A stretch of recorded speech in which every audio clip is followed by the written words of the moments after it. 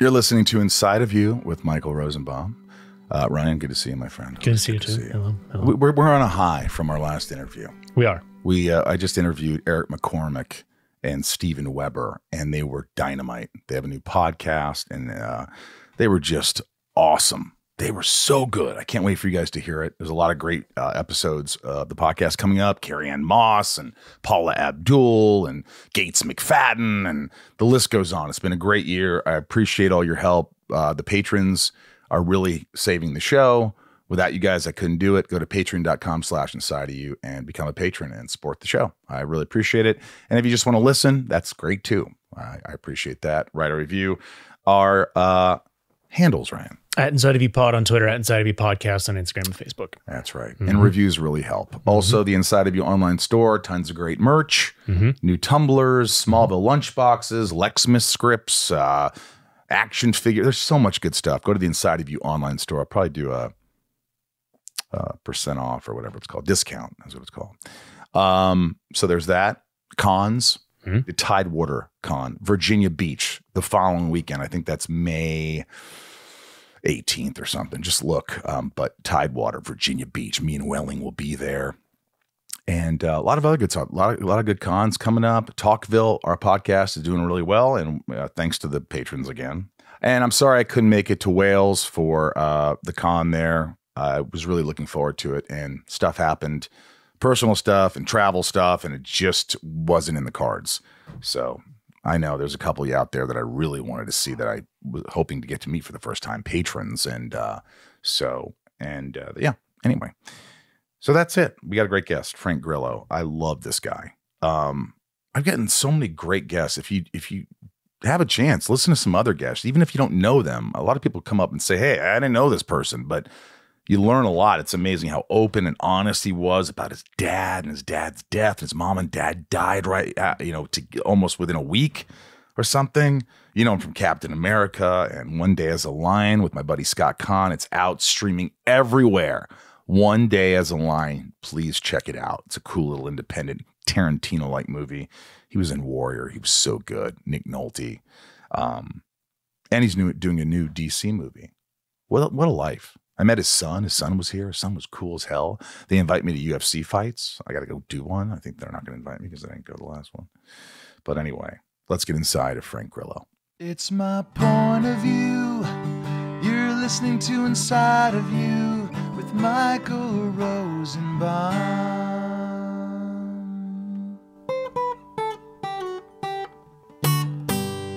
Inside of You with Michael Rosenbaum was not recorded in front of a live studio audience.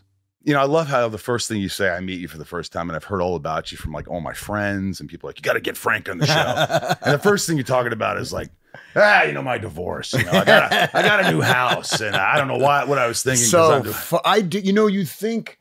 you think you learn shit as you get old, and you should. And I've made all the same mistakes I made when I was young. Right. All the same. I bought 2 puppies during COVID. Cane Corsos. They're like Roman guard dogs, right? Because I had a new girlfriend. Big dogs. Gigantic. They're not pets. The only thing I don't like about big dogs like that is it makes me sad because they probably don't live long lives. I don't care. Good. Really? If they lived to 3, that would be fantastic. Oh my God. He's kidding. He's totally kidding. But you love them, but it's like. No, it's a lot of work. I complicated my life. That's what I did. Yeah. Well, you know what, though? I can't see you or a guy like Michael Biehn or a guy like Robert Patrick, these guys that are tough guys who I can't see you with like a poodle. No. Like a lot of these guys are running around with a little white dog. No, I need a dog I could punch. Yeah. He's kidding again. No, but you want a dog you can wrestle with. Yeah. Have fun with. That's like my Blanche. I love to wrestle with her and she just bites me, but that doesn't bite me. Right. And I got 2 other sons. They stay at the house by themselves. And so my dogs are there. They're trained. I've trained them for a year. And so anybody comes in the house that's not supposed to be there, done. They're done. Do you have a code word? No. I remember my grandmother, my Uncle Warren's like this famous animal trainer. He's got like 10 books out. He's like trained Letterman's dogs, Pacino's dogs back in the day. And he had this dog come over And he had it in the garage and said, stay away. It was in a cage just for 2 days because it was like, he didn't want any trouble with us. I was staying with my grandmother. And I would creep in as this little boy into the garage and the dog would look at me and I would just start trying to guess the names, the password, the codes. I'd be like doing German. I'm like, Chitzba, Shine, thinking that was going to get the dog to do some kind of attack. But the dog's name was Shannon, man. It could be a vicious dog. But it's funny because I was originally going to buy a Malamar, right? Because I was in Israel. Is it Malamute? Maybe it's a Malamar. Whatever, you know better than I do. And I was in Israel because those were the Israel attack dogs. Like they used them in the Israeli army. And the guy wanted $100,000.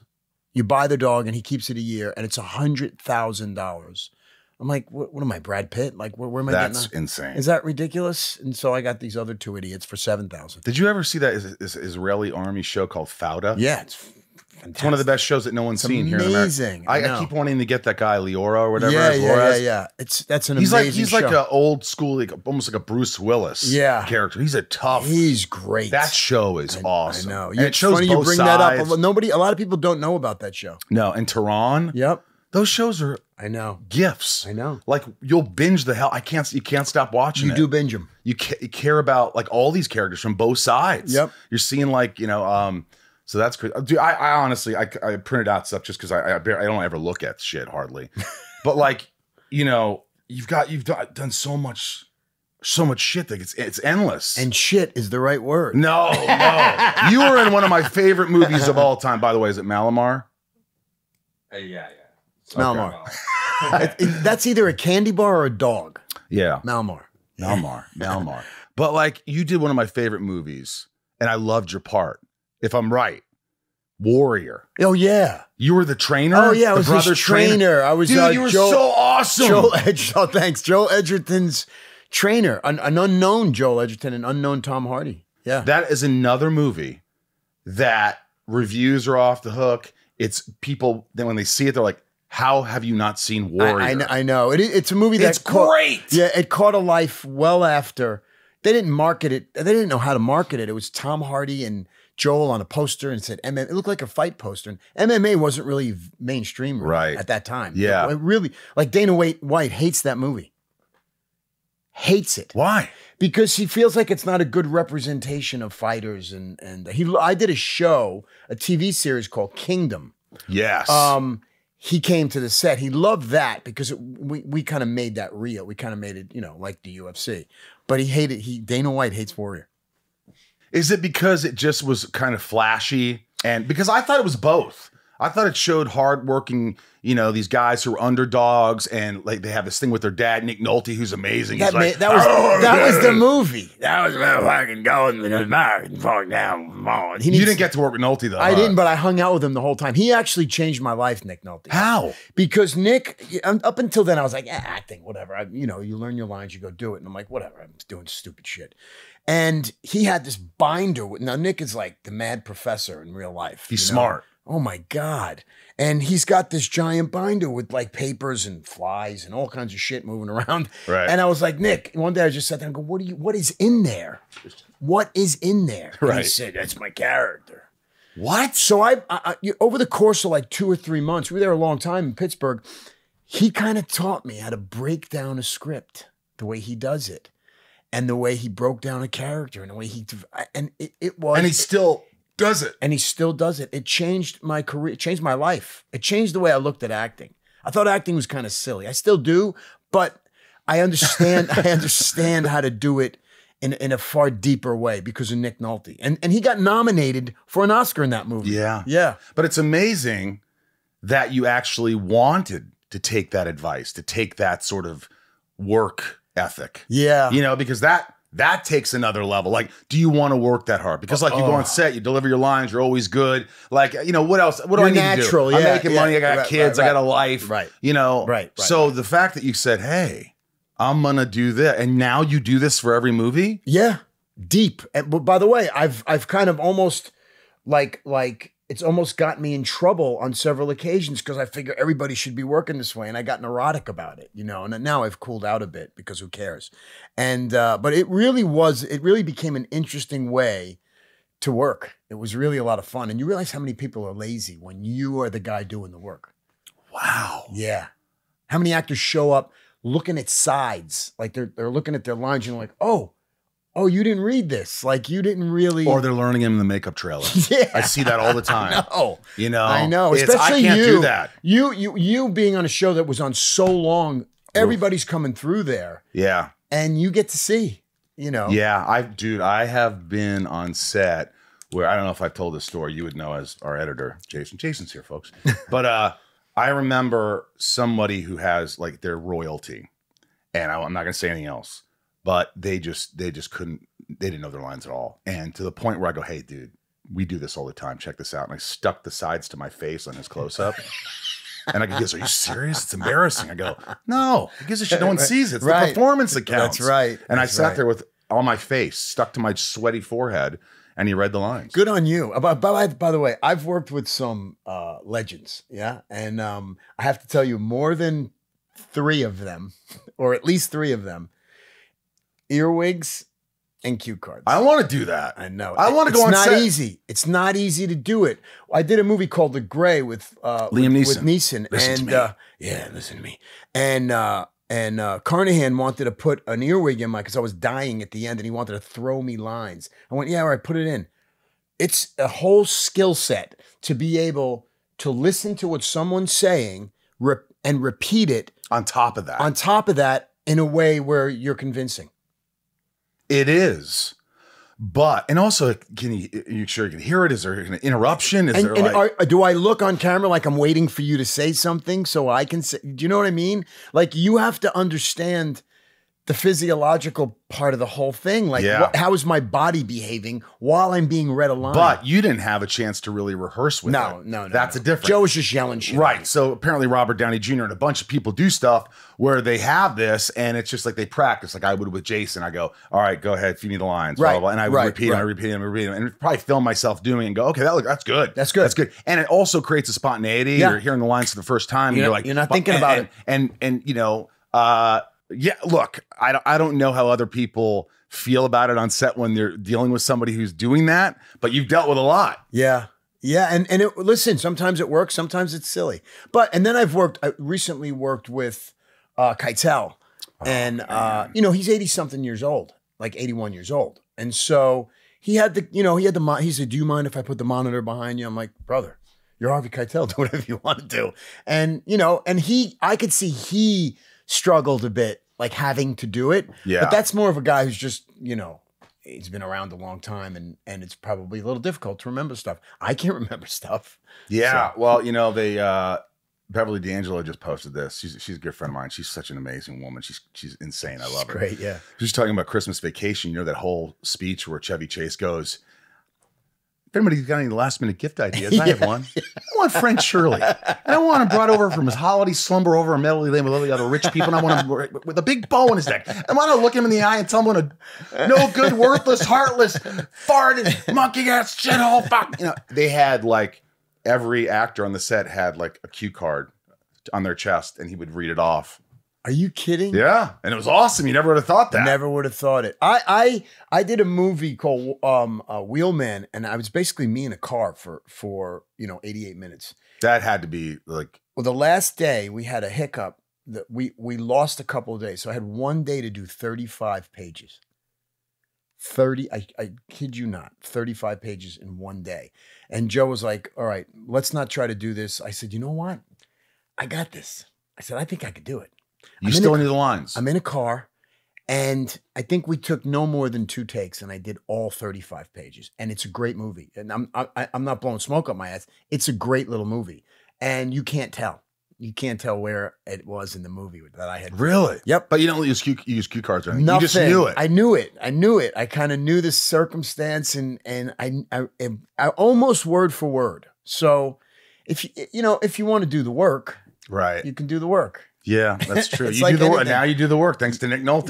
You're doing the work. By the way, I just always loved Liam Neeson. Is he a good guy to work with? Oh my God. And he became he was a great drinking buddy. Like the Gray, right? Yeah. We were both, he's a big dude. He's like 6'6". And we would kill 6 bottles of wine, him and I. And we would walk back to our hotel, and I would have to carry. I had to lean on me. Liam on you. Liam on me. Liam on me. Well, Inside of You is brought to you by neurohacker Qualia. Qualia. Remember that name. I'm going to tell you why.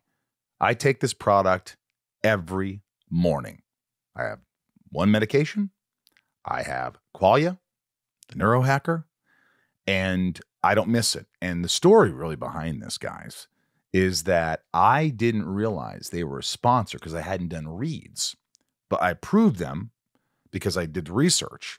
But then it took a while, and I had this product that was sent to me, and I thought, oh, I probably ordered it on Amazon. And I started taking it for about a month, and then I started getting reads, and I go, wait a minute. And I noticed a difference in my memory, in my sharpness, and I have not stopped taking it. I am through a bottle and a half. I really enjoy this product, and it was inadvertent.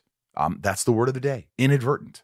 I didn't even know I was taking it. It was that, and it works for me, and I know it will work for you. Our sponsor, Neurohacker, combines 28 of some of the most research-backed nootropic ingredients on Earth into an ultimate brain fuel formula, Qualia Mind, and it's been changing people's lives for years now.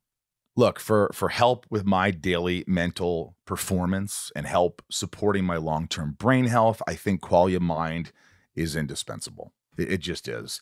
It's cool to see a product, where you don't have to wonder if it's working, because I noticed the difference. Like I said, within a week, I was sharper. The formula is non-GMO, vegan, gluten-free, and the ingredients are meant to complement one another, factoring in each ingredient's effect on supporting mental clarity. It's also backed by a 100-day guarantee. There you go. All right. You have almost 3 months to try Neurohacker's Qualia Mind at no financial risk and decide for yourself.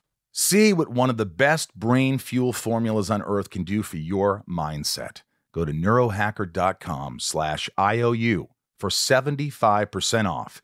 That's only $39 a bottle. And as a listener of Inside of You, use the code IOU at checkout for an extra 15% off your purchase. That's neurohacker.com/IOU to try Qualia Mind with code IOU to experience life-changing mental performance. The products and statements are not intended to diagnose, treat, cure, or prevent any disease. This show is sponsored by BetterHelp. When you're at your best, you can do great things, but sometimes life gets you bogged down and you may feel overwhelmed or like you're not showing up in the way you want to. Working with a therapist can help you get closer to the best version of you, because when you feel empowered, you're more prepared to take on everything life throws at you. And who couldn't use a few better coping skills to be able to handle all of life's curveballs? Look, if you're thinking of giving therapy a try, BetterHelp is a great option. It's convenient, flexible, affordable, and entirely online. Just fill out a brief questionnaire to get matched with a licensed therapist and switch therapists anytime for no additional charge. BetterHelp can help you be the best you possible. Try it today. If you want to live a more empowered life, therapy can get you there. Visit BetterHelp.com/inside today to get 10% off your first month. That's BetterHelp, HELP.com/inside. I could just see him drunk. It's like, I'm so drunk now, I can't. With that Irish accent. Frankie, we should have one more scoop. We should. I'm like, yeah, Liam, you're Liam Neeson. We could have as many scoops as you want. How was he the next day? Oh, he's fine. He could just drink and be fine. What a constitution. And then he stopped. He just stopped. He just quit. He quit drinking. Yeah. Do you drink? I stopped Christmas. Really? Yeah. Good for you. I drank for about 40 years, just wine, mostly, a little bit of tequila. But I drank, my son in the other room, we did it together. We drank a bottle and a half, sometimes 2 bottles every night, just kind of shooting shit. I drank a lot of wine. Sometimes I'd go to work and there's wine in my trailer. Like I drank, I drink rosé and red wine. Well, weren't you worried that he was going to become an alcoholic? I needed somebody to drink with. So you said, I'm going to use my son. Yeah, he was great at it. He was good, but he's not a big drinker now. Not in the house. He won't drink in front with me anymore. He won't? In front of me. No. Respect. He's like, hey, I want you to be Yeah, clean. I think he feels better. I think. How do you feel though? Do you feel better with clarity? I have to tell you. So I got a stomach bug before Christmas, so I didn't drink for a few days, and then I really felt good. And then there's this thing, dry January. So I'm like, let me give this a shot because I really feel better. Like I need to kind of clean myself out. And I train every day for like 2 hours with professional fighters and jiu-jitsu. I sweat boxing. Jiu-jitsu. Boxing. Boxing. And I wear a sauna suit. So I mean, I sweat all day, all when I train. And I thought I felt good, but I didn't drink and I felt really great. And dry January turned into just, I'm fine. I do enjoy psilocybin. You know what? Theo Rossi was talking about that. It is a game changer. I do microdose. What does that make you feel like? I'll tell you what it does. First of all, talk about clarity. You feel incredibly clear, far more emotionally stable, and there's an overall feeling of positivity, which is being. That's because you're tripping a mushroom. No, you don't trip unless you take copious amounts of it. Right. But I do the microdosing. Like I'll do it before I go to the gym. How many milligrams? Do you even know? I think it's 3 milligrams. Every day or off? You go like one day off? No, I don't do it every day. No, Right. no. There's no reason to, But, I'll do it before I go to the gym. I'll do it before I go out so that I know people are drinking, that because I have to tolerate now the people who are, I'm that guy. Mm-hmm. You know what I mean? Yeah. It's been great. My kids, like I'm far more level-headed and less reactive. Really? Yeah, man. See, I'm telling you, Good for memorization. You're clear. Clear. All right, I'm gonna email you or you're gonna give me your phone number probably because I live near you. But Yeah. I want you to send me what you take and where you get it. I'll drive it over. Listen. I want to try it, but I'm really sensitive with drugs and shit. I don't do drugs. Like either. I don't want to be like tripping. I've never done cocaine. I don't want to. Never, I've done that. I will drop a bar off tomorrow. You tell me what you think. A bar? Yeah, it's a bar of chocolate. You just take a little square and you tell me how in the morning or whenever. Will I get nauseous? Oh my God, you sound like my mother. Bit of a puss. Well, will I get nauseous? Will I get nauseous? I don't want to take your drugs. I don't want to get nauseous. Anthony. Does anybody call you Anthony? Frankie, Francis. What does your mom call you? No, my mother, who rests her soul, she used to call me. Oh, she's passed. Oh, she died right before COVID. She used to call me Kiki. It was my nickname. So I grew up Kiki. Yeah. Do you let anybody else call you Kiki? Not anymore. Not anymore. What about Dad? Is he around? Dad died short. Dad kind of killed himself after she died.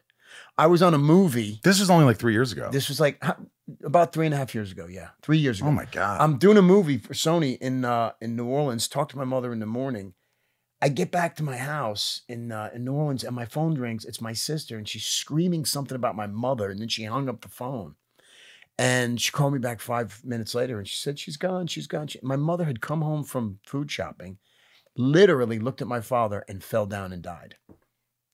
And we didn't have an autopsy, but I think it was like maybe an aneurysm or something in her stomach. She had stomach problems, but. How old? Yeah, she was 72. Young. That's young now. Yeah, and a young 72. My mother was a great human being. If she hadn't married my father, she'd be a much better person. Really? Yeah, but then my father, who's a lifelong alcoholic, killed himself with booze, like within the next 4 weeks. Just drank himself to death. Did you try to stop him? Put himself in a coma. You know why? What can you do? Yeah, what are you going to do? Stop. No. He was chronic. He was a chronic alcoholic. And losing her was everything. That was all he had. Meanwhile, they hated each other for 50 years. Yeah. But they were married when then they were you realized 17. how much he loved her when she passed. Yeah. They had me when they were like 18 years old. My They were God. kids. Were your parents good growing up? No, they weren't. They were a mess. They were like a mess. They were unevolved. My father's an immigrant from Italy. Like they had no idea what they were doing, man. Different They didn't know, generation. and I'm sure Italian. I'm not saying all the time, but like tough guy, probably. Oh my God. So he wasn't like, I love you, Frank. No, well, no, he was affectionate, but oddly affectionate. Like almost like he was hyper emotional. He couldn't control his emotions. Yeah, I grew up in a anger or both crying. Both. Yeah, both of those. Really? Yeah. So it wasn't fun growing up. No, it was, and I was the oldest, so it was a tough go of it when I was growing up. Emotionally, do you know what I mean? It was just chaos. It was chaos. I know. Money, I no know money. what that's like. I remember when I met my friend who lived across the street from me, they had a check. And I was like, what's that? And he's like, it's a check. What do you mean, what's that? Like, my parents never had a checking account. They never had a bank account. They paid everything with money orders. You know, the electricity was going off all the time. I remember my mother always rushing to the to where you pay the electric bill. You know, Wow. Oh my God. You know, I can't tell how many nights I had Captain Crunch for dinner. It was Could have been worse. Could have Count Chocula. You know, Fruity Pebbles. I like Fruity Pebbles. You drink the milk; it's all Yeah, sugary it's and great. fruity. Yeah, but I'll tell you, you know, all of that has made me crazy. Well, you know what? You know they do. You're a product of your own environment. Yeah. So you try to take the good, Yeah. from both, if whatever there is, and the bad. You really. What happens to me is through life, I have seen part of like the bad sides, and I get really mad at myself and depressed when I see that. Right. And then I try to correct those and go, no, I'm not going to do that. I'm going to go in the opposite direction. So I find myself really hard on myself to try and make up for the things that maybe I didn't get, or maybe that whatever. Or you thought you should have got. And, you know, there's also that idea of what we think we should have, right? But, you know, it's the same thing. But you always have to be kind to you. Like what I learned, I always say it. you must be kind to yourself. Yeah. It's the last words of every podcast. I say, please be good to yourself. You got to. I'm really trying. I'm Me too. trying to do that. Me It's too. so hard because I could say, Yeah. you're such an asshole. I know. Why did you do that? Well, you weren't the best this. Well, why did you take I your know. fucking dog for another walk? Every fucking thing upsets me. I know. Why don't you read that script? It's your friend's script. I know. I don't want to read another friend's script. Me either. I don't want to give notes. Stop. I don't care. I don't want to care, but I care. I know. What happened? And then I judge myself based on my very worst moments. Like, you know what I mean? Yes. When I first got separated, I had a girlfriend who was maybe the most beautiful girl I've ever seen in my life, right? And she was my girlfriend. She was really cool. Yeah, you probably get the ladies. She Let me look at you. You're a hunk. You're a fighter. You're Italian. She was cool for 3 months, and then she wasn't cool. And she knew how to press all of those buttons about myself, about how I felt about myself. She was a genius. Shouldn't have told her. Yeah, Machiavelli would have came back and like said, "Oh my God, I love you." Yeah, it was amazing, and that's when I was like, "Oh, I need to take a minute away from women. Like, I need to be alone with myself." Did you go to therapy? I did, man. And Did that change your life? Yeah, therapy, and then I have another guy, my buddy Peter Evans in Santa Monica. He's a breathing healer. And through Does that really work? Oh man, because I tried it once and I couldn't get through a session. It was so much breathing. I was like, he sends you. It's like doing ayahuasca without doing ayahuasca. It sends you into. He's amazing. A trance. This guy won an Olympic gold medal when he was 19, then disappeared into India, and he came out and he had all this knowledge, right? And he's everyone goes to him. Everyone. What kind of breathing? Can you give me an example in 5 breaths? So, for instance, you'll sit up straight and you'll take 10 deep breaths till you almost hyperventilate. And Fast? No, deep, right? And he'll be talking to you and he's playing certain music. It's all very kind of, a little spiritually, right? That kind of music. And he's talking to you. And probably you've before that have spoken to him about what's been on your mind or whatever it is. And then he starts touching parts of your body, hard and soft, and you're holding your breath. And then he says, breathe out. And then he pounds your liver. And literally you go out. You pass out. And you shake, right? And you start to see shit. It's like ayahuasca. And then you wake up and it's like you were just born again. I know this sounds Do you cry? bananas. Emotional? So many times. Because one day I'm sitting there and it goes off on, I never got to say goodbye to my mother. And so it might be that, right? And I am the most cynical New York guy that you could imagine. Yeah. I think everyone is full of shit. Yeah. Especially most people are. That's why it's hard. Most people are, right? Most people are opportunists without even realizing it. This man has I have sent dozens of people there. People that you know and I know, like people that everyone knows, and game changer. I think I'm scared of like as vulnerable as I can be, like on the podcast and talk about shit, like letting go and losing control and crying and stuff like that. That scares me. But maybe it's scary, but that's what you need. You know what I mean? Because you think you're in control. You think because you're holding this thing together, you're in control, right? That's what we It's think. creating all of these problems. We're not in control. We're afraid. Do you know? Yeah. I've had a couple of, about a year This ago. is great, but we're good, right? You're watching it? This is good shit. Go Oh, ahead. okay. It's cut. By the way, cut me off. No, okay. fuck. This is exactly what I want. I'm like, oh, this is heaven. This podcast is brought to you by Dove Men Plus Care. Guys, do you get distracted during the day thinking about your underarms sweating or itching or emitting an odor? Ugh. Do those thoughts keep you from showing care when it counts? New and improved Dove Men Plus Care Antiperspirant with 72-hour sweat and odor protection and 1/4 moisturizing cream helps you forget about your underarms so you can be present for the moments that matter. Don't let underarm insecurities keep you at arm's distance from the ones you care about. Buy new and improved Dove Men Plus Care Antiperspirant wherever personal care products are sold. This message is sponsored by Discover. Did you know you could reduce the number of unwanted calls and emails with online privacy protection? The latest innovation from Discover. Discover will help regularly remove your personal info, like your name and address, from 10 popular people search websites that could sell your data. And they'll do it for free. Activate in the Discover app. See terms and learn more at discover.com/online privacy protection. I had a year ago, my one of my best friends was my manager. His name's Chris Uvain. His brother's Kevin Uvain, who runs CAA, like very prominent family. He killed himself, shot him. Spoke to him on the phone. He was going through depression, serious depression.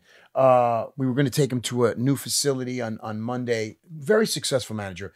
Chadwick Boseman, Margot Robbie. Like, this guy was the shit. Everyone loved this kid, right? Had everything to live for. And so I spoke to him the night before he killed himself, and I said, I'm taking you to Peter this Thursday. He was coming back. He killed himself the next day, right? Oh. Devastating, gutted. Like, took 6 months for me to recover so I could even function. This guy, I spoke to him 30 times a day, but he was very vocal about being depressed, right? And he could not get a hold of it.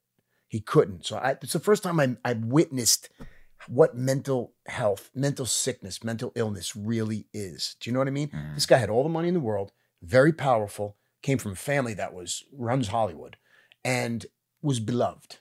You know, helped everybody, paid it forward. And wasn't happy. Wasn't happy, right? Beyond happy, like joyless, which is worse. Like going through the motions of life. And being vocal about not getting anything back from it. Do you know what I mean? Yeah. So 6 months go by, and I grew up in a house with my father's brother's kids too. We all grew up together. So there was 8 of us, mostly all boys. There was only 2 girls. And my closest cousin, who I grew up with, he was my brother, was getting divorced, blah, blah, blah. His girl moved to Montana, kids, California, Montana, long story. Comes to my house on a Thursday, and he's down, right? He just turned 60, and he was really down. And a week before he came to my house, I sent him to Peter. He came out of Peter and he said, I don't know what that is. He said, but I've never felt like this in my life. I have a clear path to what I need to do. And I'm going to go to Montana and tell Pauline, and I'm going to stay in California. And I think I got to thank you so much. And Peter had called me, and then he came to my house the following week, and he was going to Montana.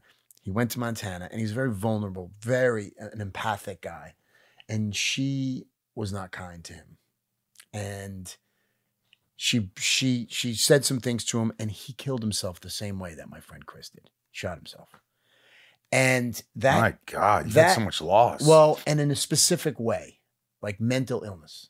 And that put me on a path to help anybody and everybody. Like, if you, who I don't know, told me just now that you were going through some, like, whatever I can do to help any stranger who tells me that they're suffering, that's kind of been my thing. I don't know how I got off on this tangent, but you're talking about your friend's death. You're killing himself. You're talking about the breathing. Yeah. How that you were about to get him into that. And then this happened right before, which is devastating. You know, It's so funny because I've talked about this, but doing this podcast, I wasn't, somebody's like, you got a great voice. You should do podcasts, man. You should have your own, interview celebrities. You'll make money. I'm like, all right, cool. And I started doing it. I was like, man, no one's really listening. No one's, and I was just kind of like, whatever. And then I started to be vulnerable. And I started to spoke openly about my depression, anxiety, my life, everything. Yeah. And guests started to open up, crying, everything. And now I just went to a con in Chicago. I don't even promote the con or promote the podcast when I'm at cons or anything. Right. If I told you how many people came up to me saying, it means so much to me, your podcast. I'm like, why? Wow. But hearing other people that have had huge success. Right. And them all being vulnerable and them being like, hey, and it just helps so many people when you just talk about it. That's right. I do it on my Instagram a lot. And I can't, it's the same thing. So many people come up and say, man, you're an inspiration. Thank you for just kind of showing that. Being a human being. Yeah, that kind of vulnerability. And it's amazing because it's not a path that I was imagining ever being on or caring that much about. Again, trying to control my life. But, it's been revelatory to kind of accept, the pain of it all, of life. Life is, and as I get older, now I'm marking time more. Like, I'm running out of time. Do you know what I mean? We always are. From the day we're born, we're dying. Yeah, and then you get to a certain point, you're like, oh, wait a minute. People are dying in my life. Like they're dying. Like it's not, so it's interesting that you start to be cognizant of your mortality and then we're gone. So, I think creating a community, especially dudes, I always say this, like men need to stick together. Yeah. Like guys need to take care of each other. Yep. I'm good friends with like Pete Berg, Pete, the director. I love him. Pete's I great. don't know him. Pete's great, right? We boxed together but we were in a sauna we were in the sauna together after we were training and we were talking it was in the middle of my divorce, which was the worst time of my life. And worse than my parents' death was my divorce. Oh. And I was sitting in there, we were talking, and he's a little bit older than me, but he said, I'm going to tell you something. Guys in their 50s need to stick together. He said, whatever you need, come and talk to me, And it dawned on me that as we get older, men become more and more isolated, right? Like especially the old school, right? Like my cousin and even Chris Uvain, like he was vocal about the depression, but he really he isolated himself, and that's what men tend to do. So sometimes you got to drag people. I know you got to drag people out. I know. I try. I mean, it's a fine line, it's a thin line between like enabling and helping. Yeah. So some people, if they don't want to be helped, there has to come a time where you're like, I'm wasting my time and your time because you just aren't wanting this. Yeah, they're despondent. It's a terrible. It's a tragedy. It is. I have tried. I've tried so many times, and then I realized how many weeks, years, hours, whatever it is, I've spent on certain people, like of my own time because I care so much, and it's almost like you're wasting your time. Yeah. And sometimes I've just cut it off. Like I'm talking, I never really talked about it, but like, I love my brother. He's amazing. He's an amazing guy. He's smart as hell, smarter than I am. People love him. He's fun to be around. He's just a great guy, but he has some things that he doesn't want to deal with. Right. And I have tried, and I have seen it right in front of me, and I have seen and that's your brother, and that's my brother, and it's like now, I as bad as it feels, I'm just like, I love you, always here for you. Yeah, I'm not asking you about this. I'm not telling you. I'm not going to start telling you how to live your life. If you don't want to take advice, if you don't want to listen to me, or if you don't want to, then I can't do it anymore. It's smartest breaking thing. my heart. Yeah, it's killing me. And then you have animosity towards him. Because he's not doing what you think he should be doing, right? To help himself. And he'll say certain things in front of me, which is a button, like you were It's talking a trigger, about. Yeah. Well, he'll say a trigger. Yeah. Well, like, who cares, man? I'm just going to go all out. Who cares what happens? Right. Kind of thing. Right. Yeah. It's just not funny. Everybody cares. Jordan Peterson says a great thing. He says, never underestimate the hole that you would leave if you weren't here. Right. And my cousin who shot himself, you know, his kids were in the other room. It's 3 kids, right? And his ex-wife. He destroyed the family. He destroyed us. You know, it destroyed us. It just devastated our family. And his kids are going to suffer for a long time. And it's like, and then, you know, he was a crucial, my family is very close, all of us, the brothers and cousins. And he, you know, he devastated he was a crucial part of the anatomy of it all. And it's gone. So what do you say about that? Like, you know, you hear these things like Robin Williams and he hung himself. And I always say, like, my thought is, we don't know how dark one is to do something so tragic and so unlike them, and to do it maybe in the next room. Right. That it's a sickness. It's such an emotional that it does everything. Nothing matters but the task in hand. Yeah, and you got to throw logic, you know, because we're trying to say, well, how could you do that with your? Well, if I'm sitting here not in the right mind, having a logical conversation, of course it doesn't make sense. But obviously, he wasn't in his right mind, right? Yeah. He was delusional. And it's just tragic. Yeah. It's freaking tragic. It is. And man. I just like, I always, do you ever do this? I dwell on this sometimes, not as much anymore, but like I'll think, how will I feel if this person passes? How would I deal with it? And you don't linger on it like a Cranberry song. Right. But you like, you kind of like, you sit there and go, okay, how would you feel?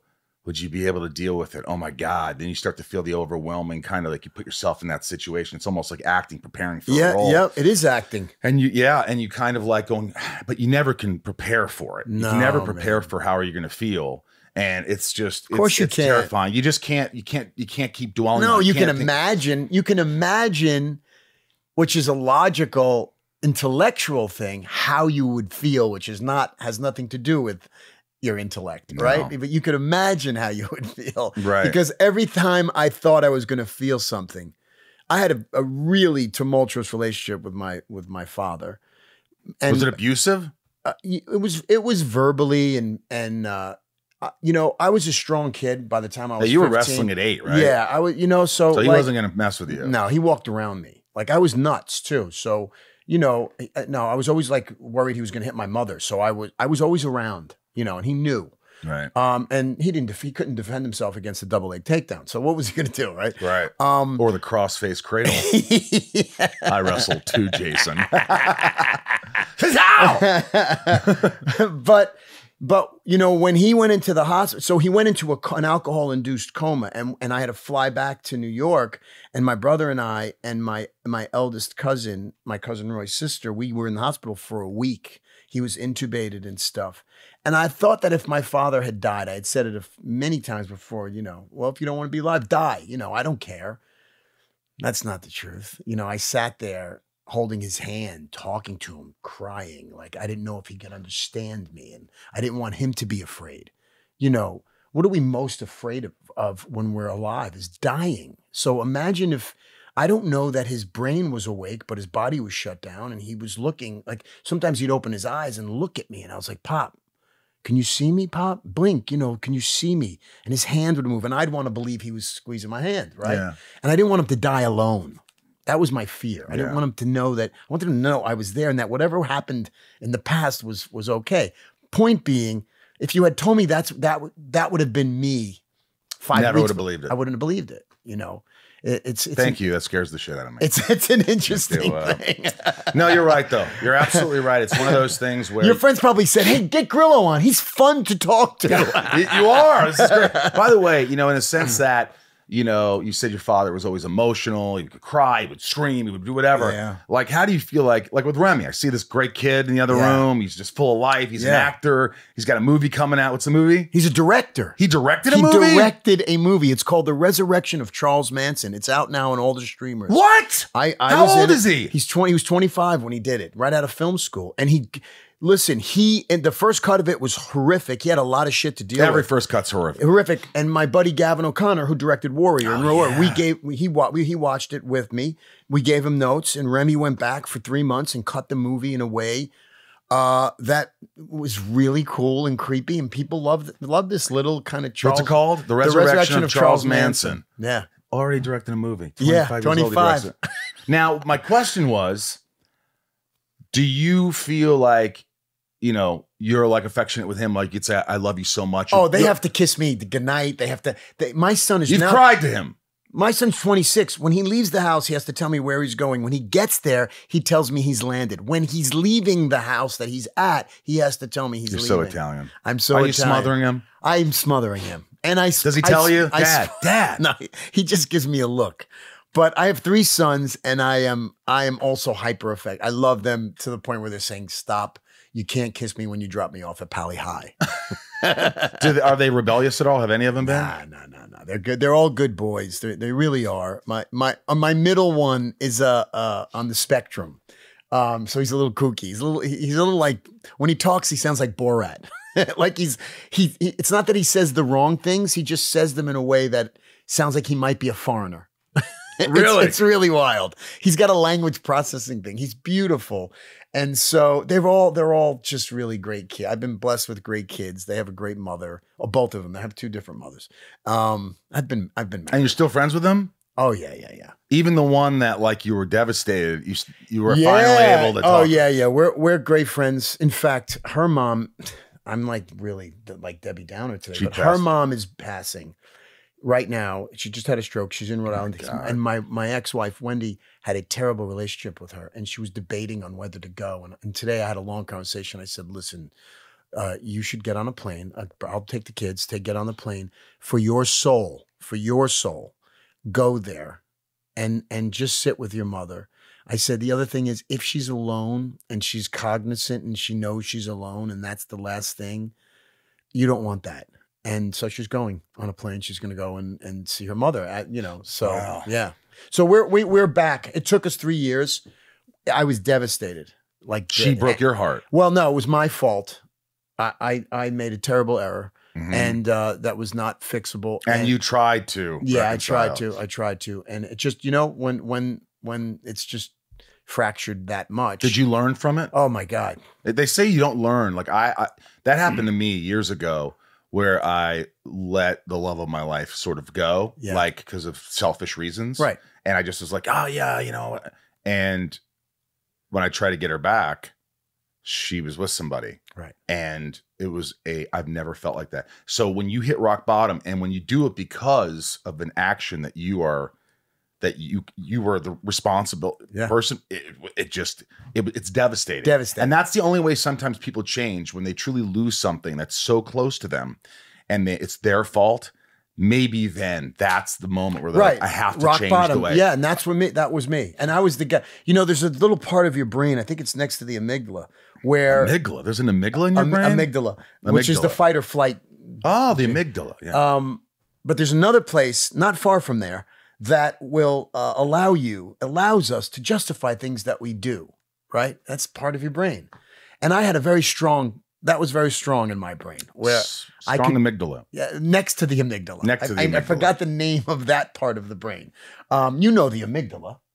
No? That should be a movie called Next to the Amygdala about a guy who can't control himself. Shave your head, you're the guy. I'm in. I'm fucking in. I love it. Anyway, I did a lot of that as a stupid guy, always justifying my stupidity. Yeah. And I've learned from my divorce now not to do that. First of all, not to do stupid things that I know are stupid. Don't be a pleasure seeker. Well, do you think a lot of these actions happened? I find if you look at like the bad things that we do in life, the bad mistakes, if you're a drinker, it probably has something to do with drinking. Bam. Bam. It always does. I mean, if you're not clear, you make the bad decision. Period. And brother, I started to kind of backtrack. Think about all the bad decisions. When I wasn't drinking, right? Not necessarily drunk, because I wasn't a drunk. Like I wasn't sloppy. Still a buzz, still something to make you go, oh, this feels like fun. There you go. That's it. Yep.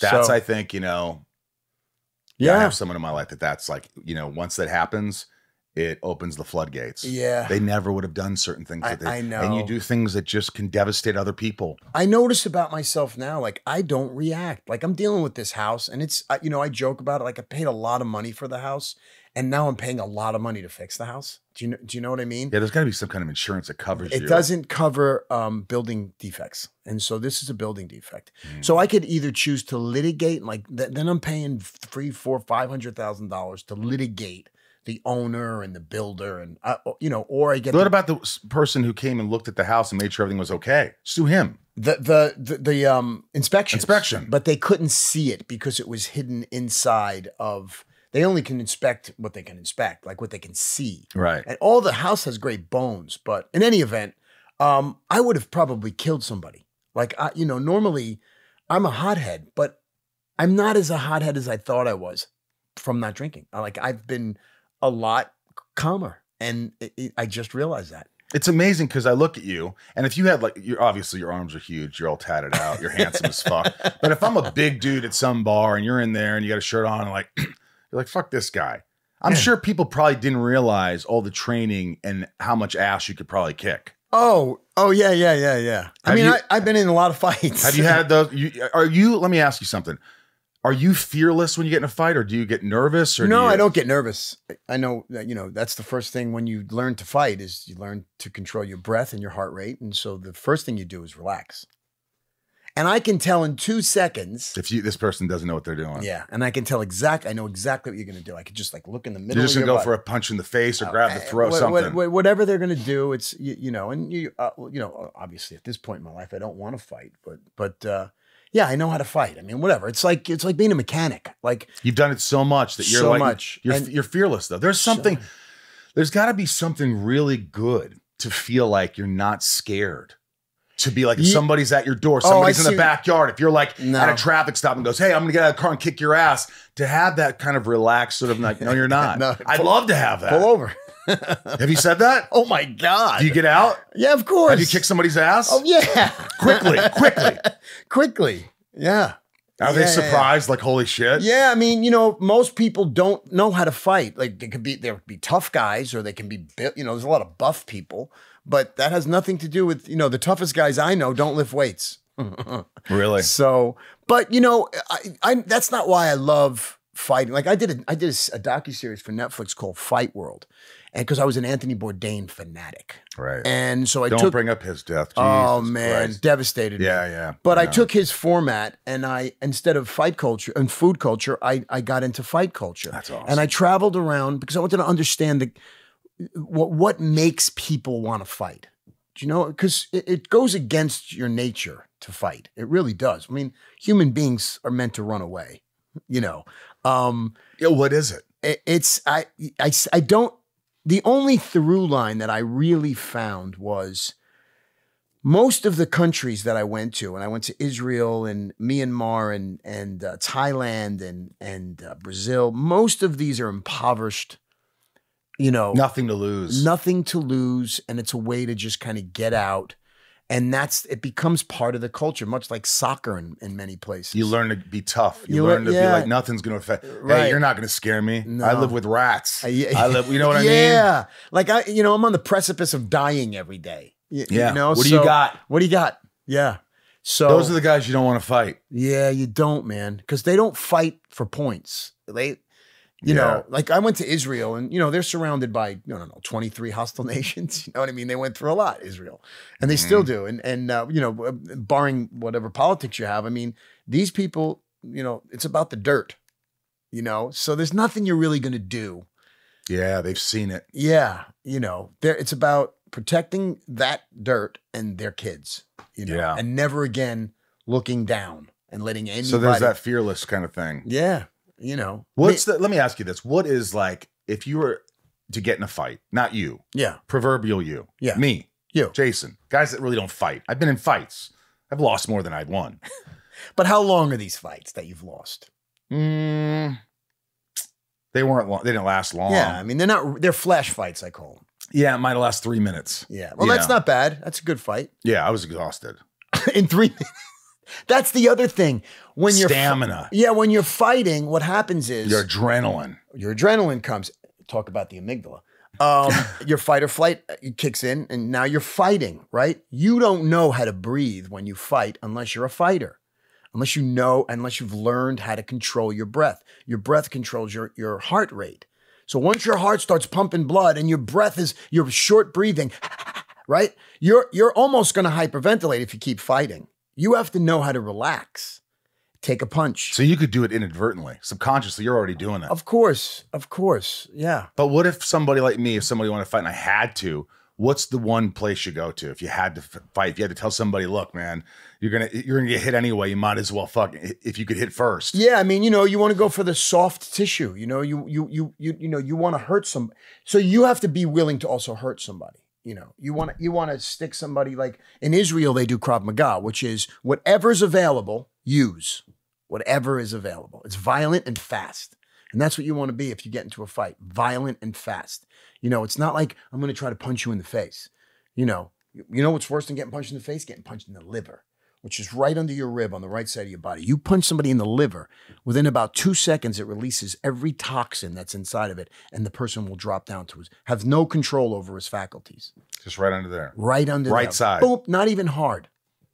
So if you know. What about in the throat? Yeah, I mean, but you have to be able to, because just naturally people will drop their chin. So how are you going to? But if they're like this. Yeah, and people do that. Yeah. Come on. Yeah. Tough guys will come and go like that. Well, they used to, and you stick their head out. Yeah, but look, fighting's horrible. It's when it's not controlled. It's painful. It is. It's painful. It hurts a lot when the adrenaline kind of goes away. And have you lost fights? Street fights? Not one-on-one. But if there's 2 or 3 guys, maybe. Yeah, I've had a couple of fights where there was with bouncers and stuff, and they got the better of me because there was more of them. Yeah. Did you lose some teeth? Nah. I got to tell you, I'm a grappler and I know how to throw my hands. So I'm okay in both places. I'm a wrestler, so I'm good on my back from jiu-jitsu, and I do it all. So I know how to handle myself. And unless I'm fighting Donald Cerrone or George St. Pierre, I'm fine. But has someone ever just thrown a punch and you were like, expect it, like blindsided? Yeah, but I naturally roll, like just from fighting. If you throw a punch at me, I move my head. You're probably going to miss me, or I'm going to roll off. And then you're at him like a predator. Oh, boom, boom! It's fast. It's fast. Like a couple punches out. Yeah, or just one left hook to you. You're not used to being punched in the face. No, I don't like. Yeah, I've been punched in the face. I don't like it. Or if I take you to the ground, you're going to be like a fish out of water. You're going to be on the ground. You're going to put your hands up like this to protect yourself. And I'm going to get you Guess folded what? up into nothing. Oh, you're done. As soon as you do that, you're done. Jiu-jitsu is a scary thing to know. Mm-hmm. But nowadays, because of UFC, a lot more people are pretty, are pretty good at it. Yeah. So you never know who you're going to, But here's the deal. If you're a martial artist, if you're a fighter, a martial artist or a fighter, certainly a professional fighter, that's the last thing you want to do. You're trained not to fight. Exactly. You know what I mean? It's always the Goombas in New York. They take their shirt off somehow and they want to fight you with no shirt on. Like, there's always those guys that I'm like, God, I just want that guy to get their ass kicked. They do. They eventually do, right? Somebody's going to eventually. Get lit up. Have you ever had anybody you work with on set? You don't have to say the name, obviously, but somebody you're like, he needs to be smacked around a little bit. A few times. How do you keep your cool? Because you're a tough guy. And you don't like people getting picked on. You don't like. Yeah, you don't like bullies. You don't like, you just walk over to him and say, hey man, when we're done, let's just go outside. Nobody, just me and you, we'll go outside. Like to talk. Yeah, no. We'll go outside. You want to be this way, we'll go outside. You said that? Oh, what do they say? Probably more times than. They've never done it. Never. When you say that, No, 99% of the people out there do not want an altercation, nor do I. I mean, I don't, I don't train to fight in the street. Like I train because I love it. Like I love. Yeah, it's an art. It's an absolute art. I have so much respect for fighters. Like I see some of these women who you want to talk about going against your nature. No, yeah. They are, and they're because women don't have the egos that men have. So they learn, like some of these women are phenomenal fighters. Yeah. That is awesome. I know. It's funny. We haven't even talked career at all. Who cares? Right? No, but I love it. Look, I got to bring this up because it's one of my good friends, Caan. I just interviewed J.K. Simmons. Oh, you did? I got Frank Grillo here. One day as a lion. Yeah, Scotty Caan. How about that, man? He's just like one of those guys who just wants to work, wants to write, wants to do. He's always got his hands in it. And I love that he wrote this movie. I love that he got such a great cast. It's such a throwback. It's got comedy in it. It's like one of these. You haven't seen it yet. It just came out. And Scotty somehow is really funny and just like vulnerable and like you like him, which is it's so important in the movie. I know. And I said to him, I go, and I said, brother, I don't want you to take this the wrong way. You are so much like James Caan, like who's one of my favorite actors ever. Oh yeah. And he was just on. I just talked to him about it all. Yeah.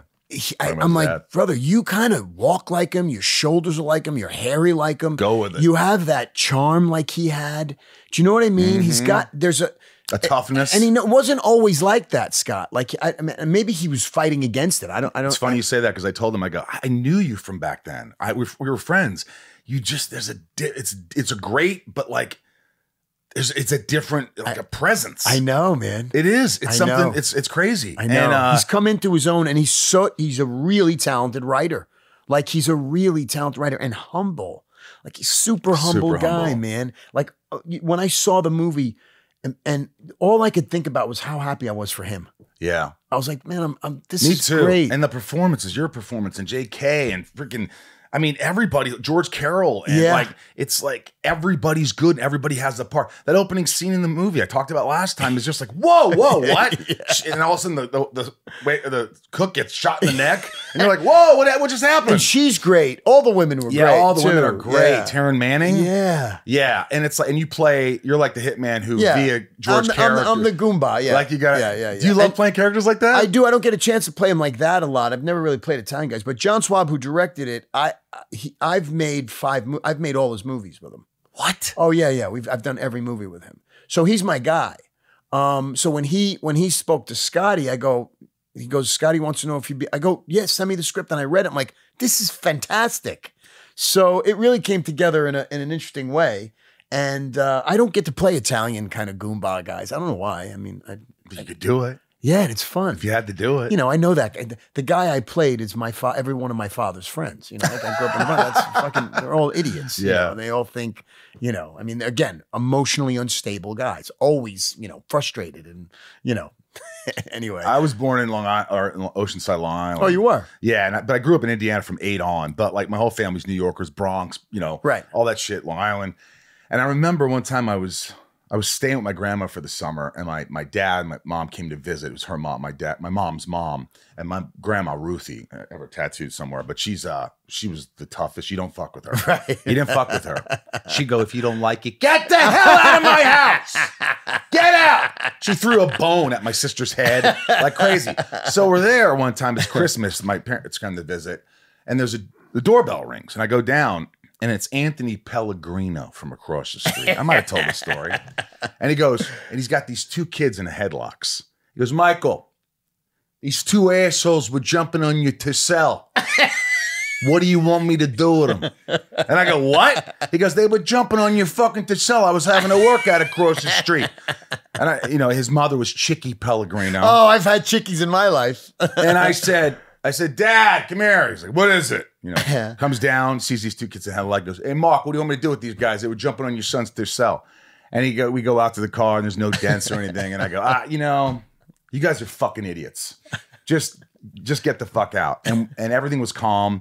And all of a sudden, my grandmother, out of the blue, comes with this giant tree branch, whacks this kid in the head. You pieces of shit!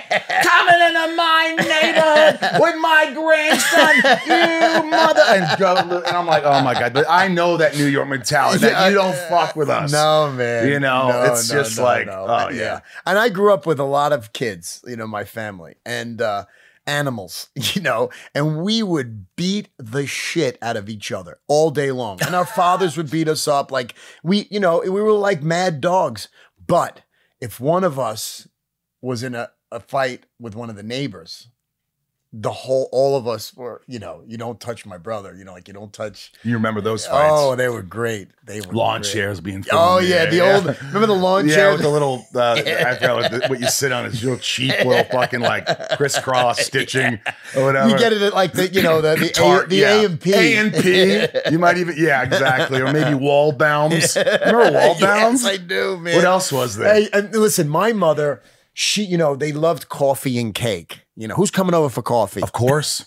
Coffee cake. Coffee cake. And so they had Entenmann's Entenmann's, the Entenmann's. yes. But my mother would go to the Entenmann's next day store where the it was literally a store dedicated to cake that was like a day before it was going to be stale.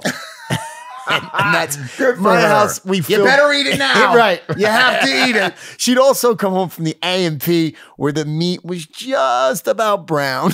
Oh man. Because it was cheaper, man. Yep, You that's know? it. It's so fun. I mean, I can talk about the Purge movies. Are you going to do any more Purge movies? They got one written. James DeMonico is from Staten Island. You done 2? I've done 2 with him, who created it, and then he just produced the rest of them. But he's got the last one, which is just about my character, all written, all done. But Blum and Universal and Michael Bay, they have to kind of figure out when. But you're going to do it again. Yeah, I would definitely, man. I love those movies. Do you love? Those are hard work, right? It is. You're always fighting. It's always fun though. It's fun. You love that. I love it. Man. I've done so many And movies. they probably go, Frank. What do you think? Yeah, that's Right? right. Yeah. Well, But I got this idea. I love. I did a movie a little while back with my partner Joe Carnahan called Boss Level, and it was me and Mel Gibson and Naomi Watts, and I'm basically all and on every. I'm on every shot of the movie, but I did all my. I relive. It's like Groundhog Day meets Die Hard. I kind of relive, What? and I did all of my own everything, and I had the most fun. Boss Level. You got to check it out. Is it good? It's phenomenal. It's on Hulu. You got Boss Level. One Day as a Lion. Oh no, I have like 60 movies that I've done. Yeah, I saw something like that. You have like all these freaking. I mean, what do you? How do you? And I promote do all those? everything. I know. I got to stop. I have to stop for a while because Home Front with Jason Statham. I mean, Yeah. come on. Yeah. It's fine, but look, I'm a blue collar guy. You put your shoes on and go to work. And in the last 5 years, they've been paying me money that I never thought I would make. So you take advantage of it. Yeah, I mean, how long are they going to pay me? You know what I mean? It's like, I don't know. Probably forever. No, probably not. No, what's going to happen is this. Frank Grillo is one of those guys that people know, either the Marvel movies and all that. How many Marvel movies have you done? Just 3. Winter Soldier. But now I'm doing DC. Now you're doing with crossover. Gunn. Yeah, That's right. with Gunn. Wait, what'd you do with Gunn? No, I'm about to. Oh, you can't say it. No, I just got hired. So you can't say what you're doing. No, You can't say the project. no, because I get in trouble whenever. Because there's a million projects. Who knows what it is? Right. It's their first. Yeah. Well, as long as you're not playing fucking Lex Luthor. I'm not playing Lex Luthor. Only one person could play No, Lex. that's true. Only He's one person. doing a completely different version. Is People are he? like, well, are you going to play? You're good friends with James. James is a very close friend of mine. I'm like, dude, he's got a whole new thing figured out. There's like a whole new. I'm not like, if he wants to give me a role, let him give me a Right, role. I'm not going to. I'm the I don't same fucking way. do I'm that. the same Look, you're way. one of my best friends. If you know what I could do. Right, If you want to hire me, hire me. I'm not Right. going to sit here and I'm go, oh, I don't do that shit. I'm not begging for fun. No. I have old grudges, but no, I don't. I mean, the Marvel movies. I mean, do you find? Look, I obviously probably can't say, but do you think like back in our time where it was like Raiders of the Lost Ark came out, and then you had to wait 2 years for Temple of Doom, or Star Wars came out, and then 3 years for. I love that. I loved the waiting and the anticipation, but now it's like almost every weekend there's a million. No, they've killed. Listen, first of all, I don't know what COVID has done to the movie business, but when I did Captain America: Winter Soldier, Marvel was not. They had done Iron And by the Man. way, people love that movie. That's a great movie, That's a right? great movie, As a movie itself, not as a Marvel movie. It's a that's great right. movie. That Also, was- Logan. Yes. I didn't see it, but people told me Logan. I have It's to see it. fantastic. Yeah. It's very dark. It's really cool. Yeah. And so was Winter Soldier, but you waited for the next and then all of a sudden Marvel blew up, and now So it's many different directions. Now it's all over the place. Now it almost seems like it's all the same. So who cares? You got to make it special. yeah. Do you know what I gotta make it mean? So I special. think they need to kind of, and I think they are. I think they're going to put out less. How about 3 movies a year? Yeah. You know what I mean? 3 great movies a year. Thank you. And That's by the it. way, they got to be careful with the Star Wars. It's everywhere too. It's like It's all too over much. the place. Yeah, and what happens? They get backlash. Mandalorian's brilliant. Right. But then you got the other series that are just like, oh, this and this and that. I'm not saying I hate them, but like Solo and all these other, that to me, I'm a giant Star Wars fan. I'm like, don't care. I don't care. Don't You care. don't care. Mandalorian, I finally care. Right. Just let Jon Favreau be in charge of everything. There you go. Jon Favreau, by the way, brilliant. He's brilliant. Yeah. I love Jon Favreau. Yeah. He directed my favorite movie ever. let me guess. Elf. Yeah. I love Elf. Jimmy Caan. Jimmy Caan. Dude, that movie made me cry when the sleigh when it comes at the end. I fucking cried at Elf. I know.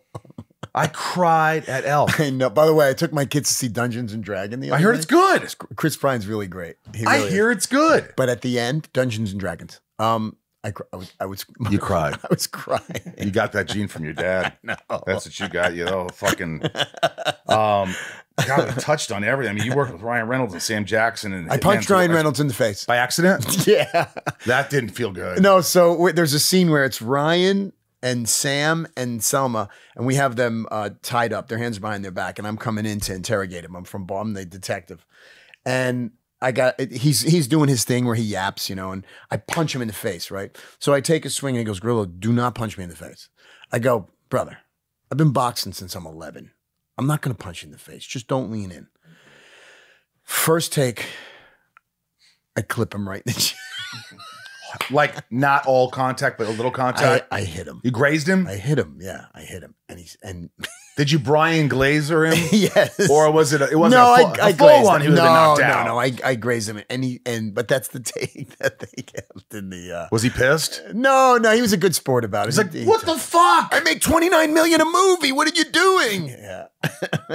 Oh my god. Who do you get starstruck? Do you get starstruck anymore? You've worked with everybody. I do get starstruck, and I like that I get starstruck. Me too.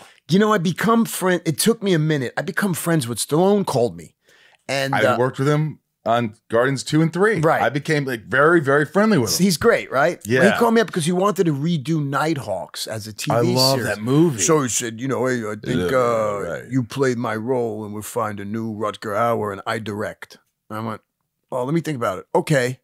Yeah. And then he went and did Tulsa Kings. But anyway, I subsequently became friends with him. I would go to his house and then, like I'd go to his house on the weekends and we'd be up there, just the boys. And the boys are, me, Stallone, Dolph, Arnold, Pacino, Sugar Ray Leonard, Bill Burr. All in the room. All in the room.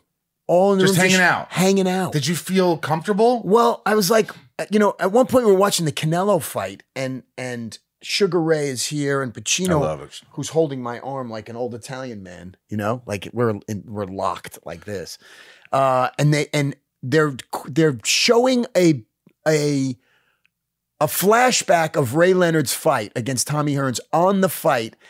And he's sitting next to me and Pacino's leaning over laughing. And I'm like, this is ridiculous. This is like, you used to have those, I used to have those dreams like about Frank Sinatra. Like I'd be hanging out with Frank Sinatra and then wake up and go, wow, I was hanging out with Frank Sinatra in my dreams. It felt surreal.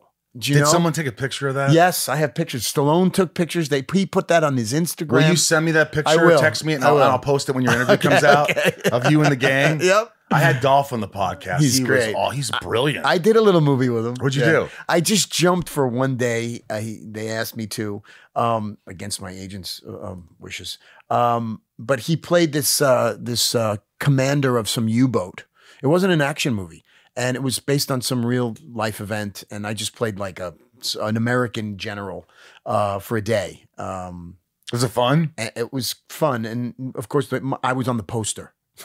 So did you know that? No. Were you pissed? I got a little in trouble. Yeah. You're like, what are you putting me in this? Well, the agents too. My agent's like, what are you doing, dude? Like, you every time, because what happens at this point now, every time I put myself on a movie, I get diluted. It dilutes. So then if they're out there selling another movie and they want me to be in it, they'll go, oh, he's got that and that coming out. We're not in the Frank Grillo business this week. Yeah, because I feel like you're the kind of guy that if you didn't have somebody watching your back like that, you'd be like, yeah, all right. You're just a regular guy. I do. Yeah, I'll do your movie. Sure, man. Yeah. When we show, Yeah. I was like that for a long time until I was like, most of these movies aren't good. Right. I can't do this anymore. Right. It hurt me. It's actually hurt my career. I don't think it's hurt your career. But what are you going to do? I think you're the kind of guy that honestly, people want to be around you. Look at Pacino. Look at Stallone inviting you to things. People want to be in business with you. You're fun to work at. You're a tough guy. You're a cool guy. You got a good head on your shoulders. You're open and honest. You don't see that a lot. Right. You've worked. You know what you're doing. They can rely on you. And I think there's not a doubt. Like one movie's gonna hit where everybody sees it and go, who's Frank Grillo? Right. And you're like, Frank Grillo's been here for fucking 30 Yeah, I know. You know what I mean? I know. That's what I know, happens where yeah. you're like, dude, this guy's been awesome. Have you seen this? Have you seen that? Like, no, what? Yeah. You know what I mean? You're that Yeah, guy. it's fine. Look, I have a fun career. It's, I get to slide in and out of things and I get paid pretty well. But yeah, it's funny because you go along, like my friends run that show Billions, and I'm friends with Giamatti. I went and I was going to do a couple of episodes. Get Paul Giamatti on here. He's great. He's great. I got the best story about Paul Giamatti walking in my hotel room while I'm naked with a woman in a bed. No. Yeah. Ask him about it. You know Paul? Very well. Say, Paul, Michael Rosenbaum, a friend of mine, just did his podcast. He was telling me a story where you walk in at Sundance and they gave you his room key and you brought all your luggage and he looks at me and goes, oh, wow. Oh, sorry. Oh, I don't. Great job. All right. And I go, hey. And he walked out and the next day he was doing press and I walked by and he goes, oh, wait a minute. Excuse me. Oh my God. Like he goes on that. Can I tell the story? I'll tell everybody. I can tell it. I don't care. Ask him about it. He'll never forget it. That's amazing. He'll never forget that story. That's amazing. She wasn't completely naked. By the way, Paul I Giamatti, was. not a bad boxer. Really? Little known fact. Yeah. Sounds like a boxer. You know Paul Giamatti? He'll fucking kick your ass. This is called Shit Talking with Frank Grillo. Yeah. This is my top tier patrons. It's rapid fire. You answer quickly. If you want to talk for a little more than a second, okay, whatever. But it's like boom. Right. Patrons support the podcast. Love you. Patreon.com/inside of you. Thank you. I love you guys. Here we go. Maya P. What is the biggest misconception people have about you? That I'm a tough guy. Right. I didn't know. First thing I said, I don't know him. He could be a tough guy. Like, I'm not going to answer that fucking question. Who the fuck are you? Charlene C. Been a fan since you played Hart Jessup on Guiding Light. Wow. How did you like working on a soap opera? Some actors kind of look down on it after they hit it big, while others embrace it. I loved it. It's where I met my wife, and it was great training and discipline. And listen, man, again, I'm blue collar. I had a job. That's right. Yeah. And by the way, how hard is it learning all those lines? You do, a script a day. I can never do it. Yeah. I really could never do it. And I'm not that good looking. Ray H. What do you do to relax? Get in a fight? No, it's funny you say that. I train, I fight. Yeah, I box. Boxing, because it's repetitive motion and it's very zen, I box. And it does relax me. I do it every morning. If I miss it, my day's off. And you probably can't sleep well. No, I mean, I train every day.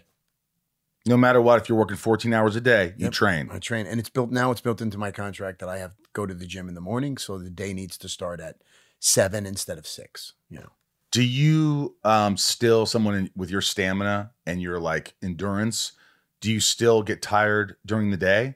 Or are you always full energy all day? I have a lot of energy, but I've always been that way. Always. Once in a while, I'll close my eyes. If I sit down, I'll take a nap for 15 minutes and I'm up and I'm back at it. But I do everything at my house. Like I don't sit still. My son will attest to it. I mean, you can't put a cup down without me coming by picking it up. OCD. Oh yeah. Me too. I got a little OCD. Yeah, do you stress still? Do you get anxiety still? Yeah, I do. I do. I worry about my kids a lot, but I have overall, I grew up with no money.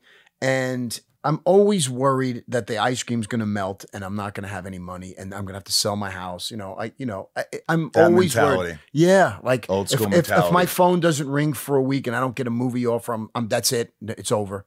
You know what I mean? Yeah. I still have that, which I don't mind because it keeps you, I think a little bit of anxiety is good. I'm neurotic in a way that I'll call my business manager every month once for an hour. FaceTime, he goes, here it comes. And I go, if I just didn't do anything, how long could I survive?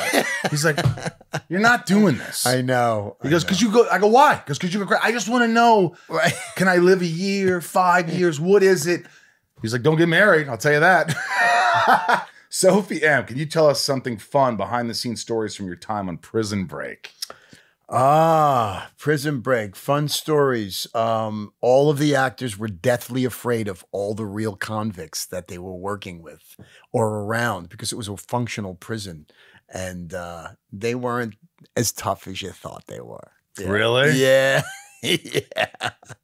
They were like little schoolgirls with their lunches, like getting catcalled by real prisoners. Did you work with Bill Fichtner? And yeah, a little bit I did. Bill's a yeah. good friend of mine. He was on the podcast. Great He's actor. Great. I worked with him too. Yeah, He was great he was actor. great. Yeah. Nico P, what type of characters are you most drawn to? I'm drawn to dark, troubled, I don't know, anti-heroes, those kind of, not those classic kind of Charles Bronson kind of characters. What's your favorite movie of all time? If you have to pick one or two. Favorite movie of all Rocky? time? No, it's probably the movie I've watched the most. There's two of them. It's probably either The Godfather or Heat. Really? Yeah. I never really got into Heat, but I only saw it once a long time ago. Should I revisit it? Yeah, revisit it. It's that good? It's that good. Did you see the new Top Gun? One of my favorite I movies. loved it.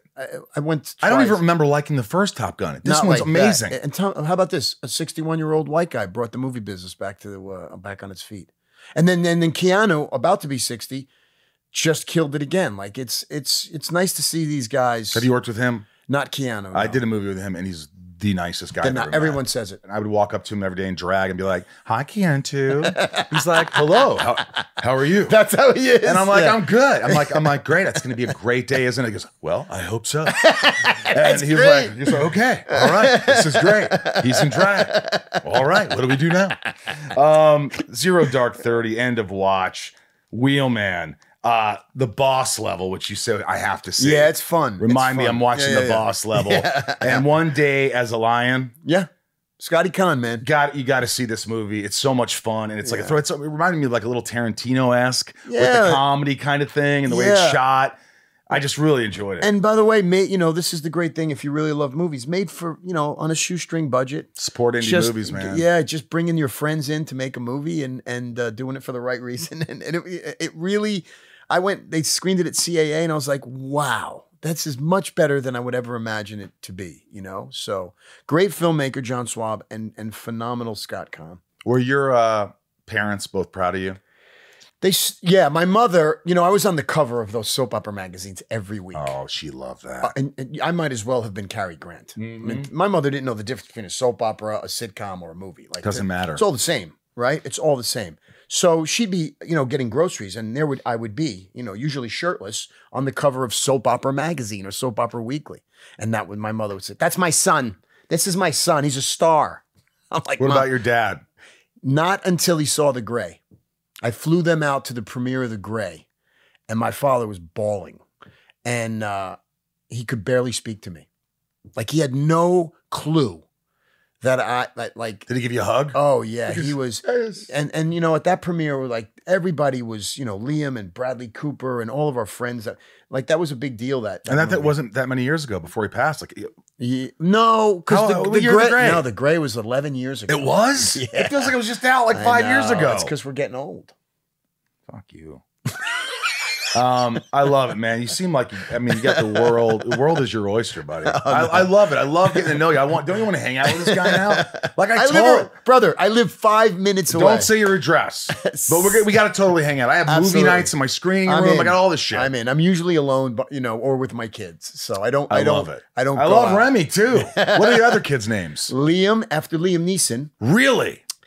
Before I met Liam Neeson, real quick, I took my pregnant wife at the time to see The Crucible on Broadway with Liam Neeson and Laura Linney. And I'm a father junkie. Like I'm always looking for who could have been my father, right? Right. And out comes this gigantic, beautiful Liam Neeson. And I watch, and it's one of my favorite plays, and I watch him, and I look at my wife, who's half Irish, and I go, "We're naming the kid Liam." So we name him Liam after Liam Neeson, right? Years later, I do worry. I get a call from Joe Carnan. I got a movie called The Gray. No matter what your agents say, you're in this movie. Just know this, right? Calls me up and goes, I want you to come and sit with me and Liam. I said, Liam who? He goes, Liam Neeson's playing Otway. So I go up and I meet with them. We get shit-faced in some little bar on the Upper West Side by his house. And at like 4 o'clock in the morning, I said, I got to tell him the story about my kid. And then as I'm telling him, I'm going, is this going to sound weird? Like, am I going to sound like a stalker? Like, is this going to, and as I'm telling him, he starts to cry. And so it choked him up. He's a very emotional guy. Yeah. You got Liam Neeson to cry because you named your kid after him. And then Liam Neeson had my mother and my kids come to Canada when we were shooting The Gray because he wanted to meet little Liam. And I got pictures of my mother fawning over Liam Neeson. You know, I still remember Him in Schindler's List. Oh my God. At that end scene, I'll still bawl when he's like, at the very end, he sees the people he saved, but the people he could have saved, he starts to think about it. And he's like, look at this ring. This ring could have saved. Yep. The car I could have saved so many. And he starts to lose it. And I'm just bawling. going. I got chills just thinking about it. I'm going to take a picture of you. Hold on. I know. Yeah, you're going to do your boxing pose. I like that. Why not? This has been freaking amazing. Yeah, bro. You're so easy to talk to. Thanks for having me, really. Thanks for coming out. Yeah. Good luck with everything. I wish you the best. Man. I'm going to call Gunn after this and talk about what project it is. Cool. Yeah. You coming back? Yeah, you come man. back? Love. And come to my house too. I have fight nights and good Please. stuff. Yeah, absolutely. Me. And by the way, exchange. John Bernthal, you know him? Yeah. He's a tough guy too, right? Good guy. Yeah. He's a tough one. Yeah, he knows how to box. Like he won't won't back down anybody. That guy seems pretty tough. Yeah, he's great. I love Johnny, and I've watched his career. We were going to do a movie together a long time ago. I became buddies with him. Then we did a Comic-Con together for whatever he was. I think he was on the zombie show, Walking Dead. Yeah. And I just love him. I mean, you know, who would win in a fight between you two? You're 58. 57. 57. How old is he? He's probably 40. Does age have to do anything with it? Not really. They say 50s are good for a fighter. You got that old man kind of gorilla toughness, strength. Yeah, like what are you going to do? But you wouldn't back down from a fight from Johnny.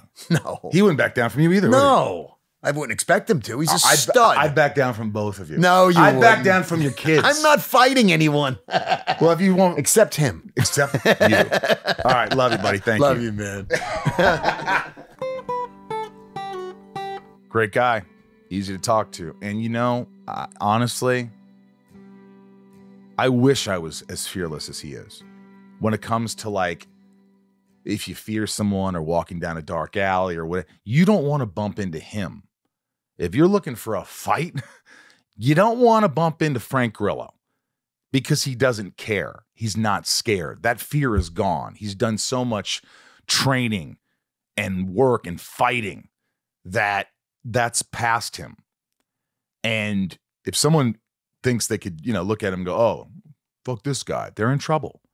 They're most likely going to be in trouble. He is you could just tell the relaxation when you ask him, are you worried about it? Nah, I don't get worried about that stuff. Well, somebody just, wants to fight. He was like, yeah, most people don't know how to fight. So I know exactly what to do. I'll probably take 5 seconds to end the fight.